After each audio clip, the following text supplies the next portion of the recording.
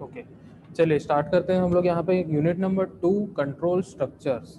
ठीक है, देखिए जनरली कंट्रोल स्ट्रक्चर्स कुछ ऐसे स्ट्रक्चर्स होते हैं सी प्रोग्रामिंग लैंग्वेज में जिसमें हम लोग अपने प्रोग्राम को कंट्रोल करते हैं। मीन्स जैसे हमने प्रैक्टिकल्स में क्वेश्चन किया था जिसमें हम लोग एक एज एंटर किए थे और उस एज अगर 18 से अबव होगा मीन्स वहाँ पे हम लोग एक कंडीशन लगा रहे थे। कंडीशन के बेस पे हम लोग उस प्रोग्राम को हम लोग पूरा का पूरा कंट्रोल कर रहे थे। तो वैसे ही हमारे रियल टाइम में भी या फिर रियल लाइफ में बहुत सारे ऐसे कंडीशंस होते हैं जिसके थ्रू हम लोग का जो एक्चुअल जो प्लान होता है, मीन्स अगर हम लोग कोई भी एक प्लान बनाए वो चेंज हो जाता है। मीन्स यहाँ पे भी हम लोग वैसे ही प्रॉब्लम को सॉल्व करते हैं प्रोग्रामिंग के थ्रू। उस प्रोग्रामिंग में भी हम लोग कुछ कंडीशंस अप्लाई करते हैं, कंडीशंस के आधार पर कुछ दूसरे स्टेटमेंट्स हम लोग एग्जीक्यूट कराते हैं। ठीक है, तो वैसे ही स्ट्रक्चर्स को यहाँ पे बोलते हैं कंट्रोल स्ट्रक्चर्स। ठीक है, control structure are just a way to specify flow of control in programs.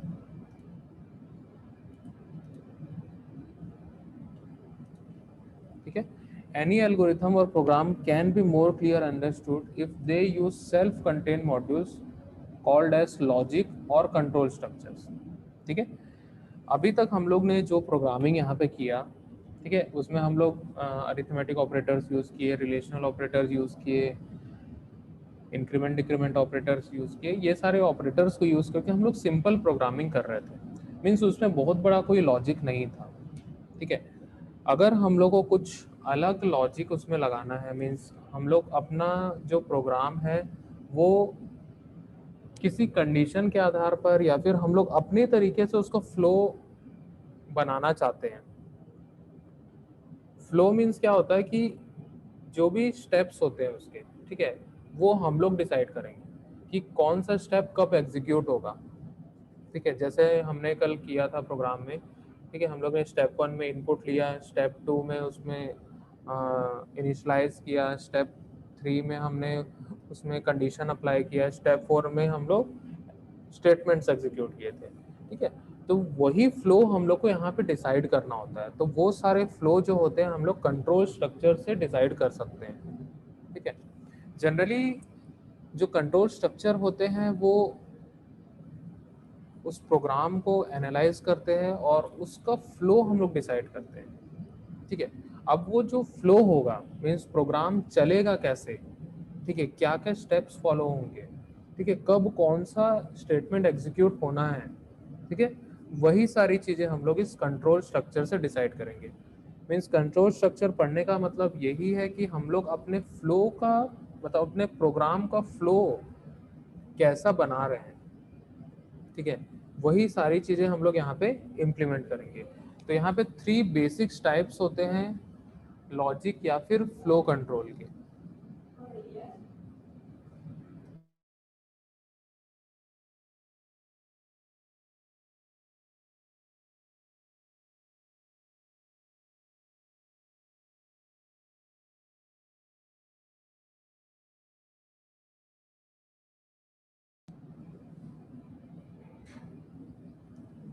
ठीक है, यहाँ पे हमारे पास 3 बेसिक टाइप के लॉजिक्स होते हैं।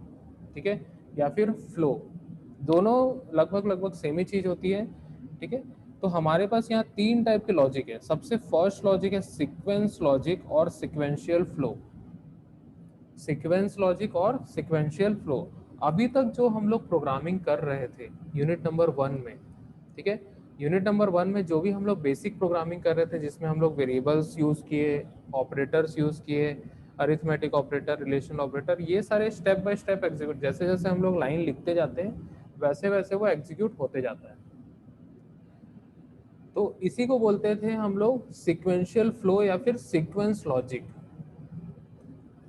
सेकंड आता है यहाँ पे सिलेक्शन लॉजिक और कंडीशनल फ्लो। ठीक है, सिलेक्शन लॉजिक और कंडीशनल फ्लो।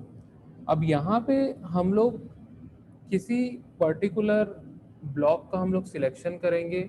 अब उसका सिलेक्शन हम लोग कैसे करेंगे, किसी कंडीशन के आधार पर।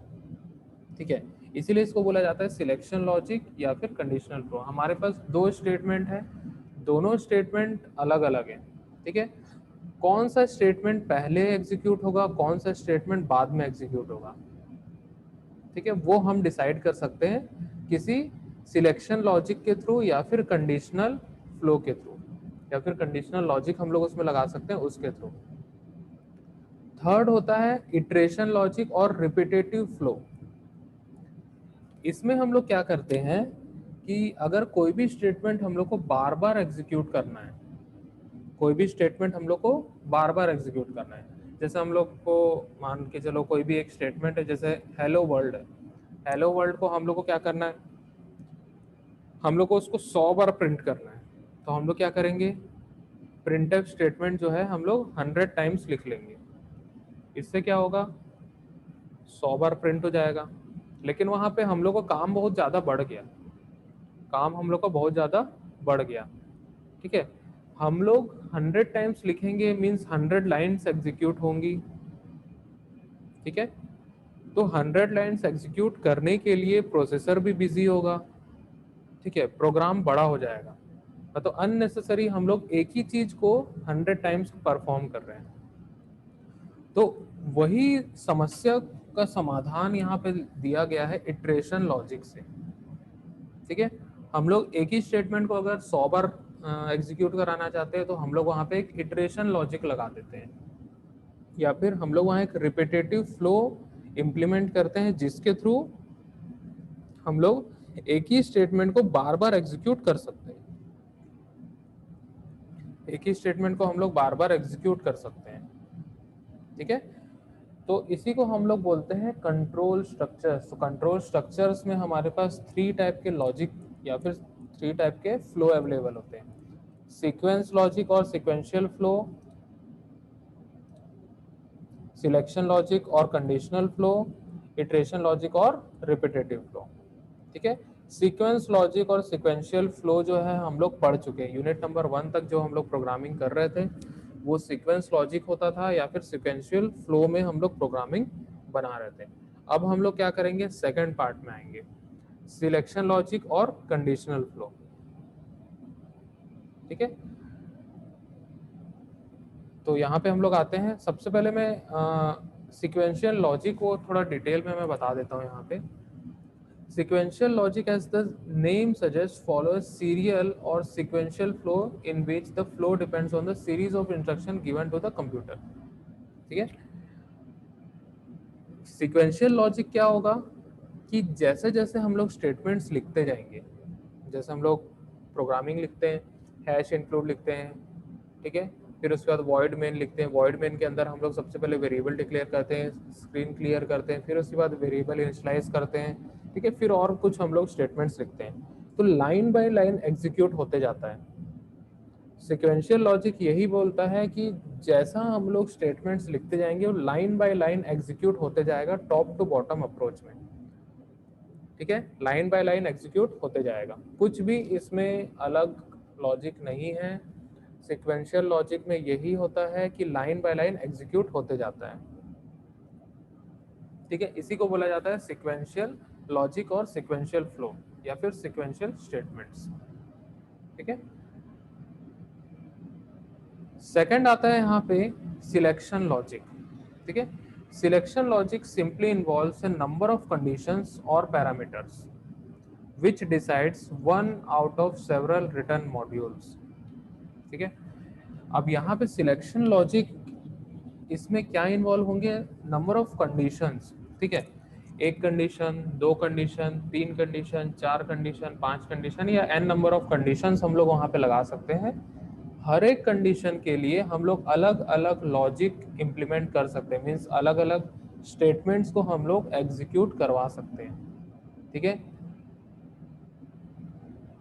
किसी एक पर्टिकुलर कंडीशन के लिए हम लोग एक पर्टिकुलर कोड मीन्स पर्टिकुलर एक ब्लॉक या फिर ब्लॉक ऑफ कोड हम लोग क्या कर सकते हैं, एग्जीक्यूट करवा सकते हैं, ठीक है। वो किस पे डिपेंड करेगा, वो कंडीशन पे डिपेंड करेगा। अगर वो कंडीशन ट्रू होगा तो स्टेटमेंट एग्जीक्यूट होगा, अगर फॉल्स होगा तो कोई दूसरा स्टेटमेंट एग्जीक्यूट होगा, ठीक है। तो हम लोग इस टाइप के अलग अलग कंडीशंस हम लोग लगाते हैं, ठीक है। इसी को हम लोग बोलते हैं कंडीशनल स्ट्रक्चर्स या फिर सिलेक्शन लॉजिक या फिर कंडीशनल फ्लो। ठीक है, the structure which use these types of logic are known as conditional structures. This structure can be of 3 types. ठीक है, यहाँ पे हमारे पास जो सिलेक्शन लॉजिक होता है या कंडीशनल स्ट्रक्चर्स होते हैं वो 3 टाइप के होते हैं। ठीक है, 3 टाइप्स के होते हैं यहाँ पे।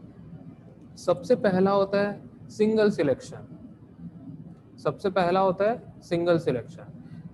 यहाँ पे एक ही कंडीशन होगा, यहाँ पे सिर्फ और सिर्फ एक ही कंडीशन होगा। जैसे यहाँ पे एक एग्जांपल है छोटा सा। इफ यहाँ पे हम लोग एक कंडीशन दे दी, देन मॉड्यूल ए, अगर ये कंडीशन ट्रू होगा तो मॉड्यूल ए एग्जीक्यूट होगा। ठीक है, तो यहाँ पे सिंगल कंडीशन लगाया है और सिंगल कुछ एक मॉड्यूल है हमारे पास, मतलब 1-2 लाइन होगा या सिंगल लाइन होगा। ठीक है, उतना कोड एग्जीक्यूट होगा अगर ये कंडीशन ट्रू हो जाएगा। ठीक है, अगर फॉल्स हो जाएगा तो कोई भी स्टेटमेंट्स एग्जीक्यूट नहीं होंगे। तो इसको हम लोग बोलते हैं सिंगल सिलेक्शन और ऑल्टरनेटिव। ठीक है, means single alternative. Single selection यहाँ पे सिर्फ एक ही स्टेटमेंट का ही सिलेक्शन हो रहा है, और वो सिलेक्शन कैसे हो रहा है, अगर ये कंडीशन ट्रू हो जाएगा उसके बेस पे। ठीक है, अब यहाँ पे हम लोग सिर्फ जनरल बातें कर रहे हैं, यहाँ पे लॉजिक्स के बारे में बातें कर रहे हैं। ठीक है, मेन इंप्लीमेंट हम लोग आगे देखेंगे। ठीक है, सेकंड आता है डबल ऑल्टरनेटिव। ठीक है, डबल ऑल्टरनेटिव में मतलब क्या होता है, सबसे पहले यहाँ इफ लिखेंगे, उसके बाद कंडीशन लगाएंगे। अब इस कंडीशन के आधार पर अगर वो कंडीशन ट्रू होगा तो मॉड्यूल ए जो है वो एग्जीक्यूट होगा, मॉड्यूल ए एग्जीक्यूट होगा। अगर ये कंडीशन फॉल्स हो जाता है तो मॉड्यूल बी एग्जीक्यूट होगा। तो यहाँ पे हम लोग के पास 2 ऑल्टरनेटिव है। ऑल्टरनेटिव मतलब ऑप्शंस 2 है हमारे पास। अगर हम लोग का कंडीशन ट्रू होता है तो मॉड्यूल ए एग्जीक्यूट होगा, अगर ये कंडीशन फॉल्स हो जाता है तो मॉड्यूल बी एग्जीक्यूट होगा। तो हमारे पास यहाँ पे दो ऑप्शन हो जाते हैं। नेक्स्ट आता है मल्टीपल ऑल्टरनेटिव्स। मल्टीपल ऑल्टरनेटिव्स में क्या होगा कि अगर हम लोग के पास एक या एक से ज़्यादा कंडीशन अवेलेबल है तो हम लोग एक या एक से ज़्यादा कंडीशन के आधार पर अलग अलग स्टेटमेंट एग्जीक्यूट करा सकते हैं। ठीक है, अगर हमारे पास एक या एक से ज़्यादा कंडीशंस अवेलेबल है तो हम लोग हर एक कंडीशन के लिए अलग अलग स्टेटमेंट्स एग्जीक्यूट करा सकते हैं। जैसे यहाँ पे मैंने दिया इफ कंडीशन ए, पहला कंडीशन, अगर ये कंडीशन ट्रू हो जाता है तो मॉड्यूल ए एग्जीक्यूट होगा। ठीक है, अगर ये कंडीशन फॉल्स हो जाता है तो एल्स में आ जाएगा। एल्स में आने के बाद क्या होगा, वहां पे एक और कंडीशन चेक करेगा, एल्स इफ कंडीशन बी, अगर कंडीशन बी ट्रू हो जाएगा तो मॉड्यूल बी एग्जीक्यूट होगा। अगर कंडीशन बी जो है वो फॉल्स हो जाता है, ठीक है, तो अगले एल्स पे आएगा। अगले एल्स में यहाँ पे एक और कंडीशन मिलेगा, कंडीशन एन।